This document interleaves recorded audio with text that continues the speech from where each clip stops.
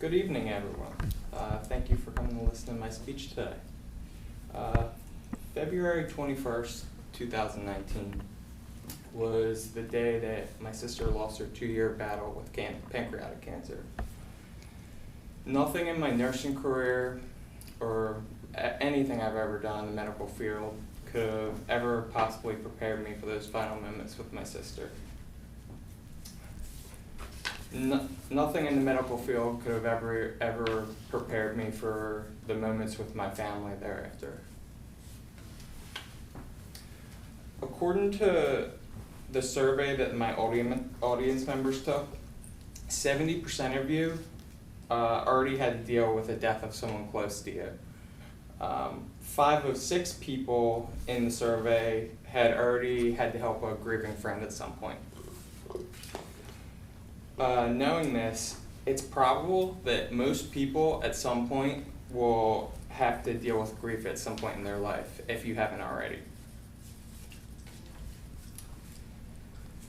And for my nursing career, I've worked 7 years in nursing. I worked 1 year as a hospice aide for Compassus Hospice Agency. I've personally witnessed, I don't know the exact number, probably easily over 100 deaths. I've had to clean up dead bodies, and unfortunately of people that I built relationships with and were very close to.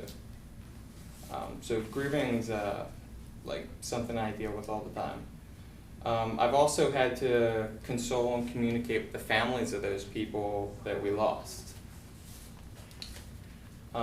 Today, I'm going to explain what the grieving process is and where it came from, how to deal with grief, and how to approach others that are in a grieving state. So let's get to it. What is the grieving process and where did it come from? In 1969, a Swiss-American psychiatrist named Elizabeth Kubler-Ross wrote a book called On Death and Dying.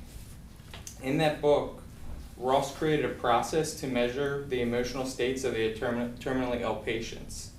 Later, Ross and David Kessler, grieving specialists, toward the end of Ross's life, co-authored in a book together called Grief and Grieving.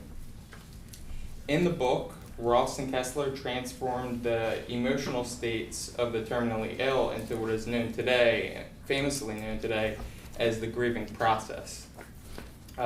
The 5 steps of the grieving process are denial, which is when people can't really come to terms with reality. They don't want to admit it. They just want to avoid it at all costs, really. They had a loss. Anger is much like what my family's in right now. They want to blame the doctors. They want to blame themselves. They really just want to be angry because they don't want to feel the emotions. Then there's bargaining. There's, please God, I wish they could take this person rather than that person. We're trying to make some type of deal. Then there's depression, where they might not eat for a long time. They may feel sick. They're always down in the dumps. Then the final step is acceptance. And there's a common misconception. Just because someone's at the acceptance stage doesn't necessarily mean that they're past the loss of this person. It just means that they're able to cope with it. So one thing I want to point out is that this process doesn't, even though it's famous, it doesn't exactly apply to everyone. In fact, grieving is different for everybody. The grieving process serves as a good tool. For example, some people may feel more emotions, some people may feel less emotions, and some people might just feel completely numb. So we can now visualize the grieving process, and we know where it came from. But how do we know how to cope with grief ourselves? According to an article, Coping with Grief and Loss, there are many helpful ways to deal with grief. 1, acknowledge your pain. Many people try to distract themselves from reality. A lot of times people will do drugs, they'll run away. I know my own therapist lost her son, and she said for 10 to 15 years, she just completely kept moving from place to place until she finally accepted it. You have to accept, even though it's very painful, you have to accept it, or you'll never ever be able to cope with it. Then the second point is you want to seek face-to-face support with someone who you care about, or who cares about you.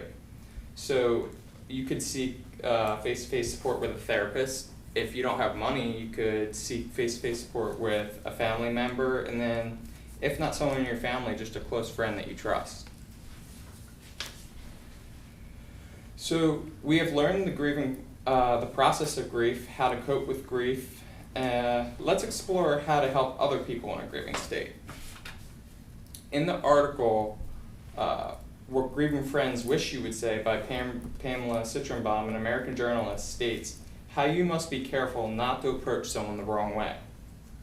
I've seen this happen many times through trial and error. You definitely can make things worse. Some people just need space, and you got to be able to spot that. You got to have good examining skills.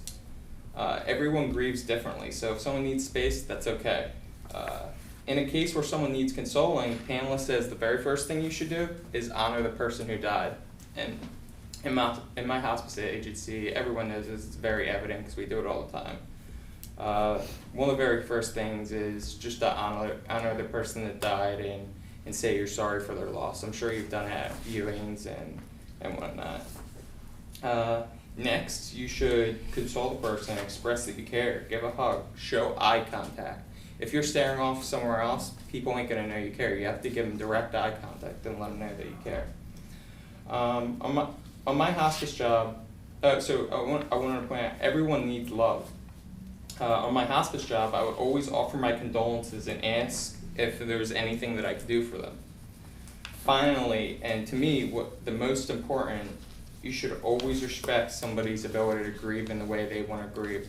I've seen countless times where someone just this was a question on my test, someone's been completely numb and they get ridiculed because they're not crying or showing emotion. The fact is that people just grieve differently and with different depths. Okay, so to conclude, today we learned the 5 stages of the grieving process, where grief came from, how to cope with grief, and how to help others grieve. Grieving is important to learn about because if left untreated, it can lead to self-abuse and even suicide.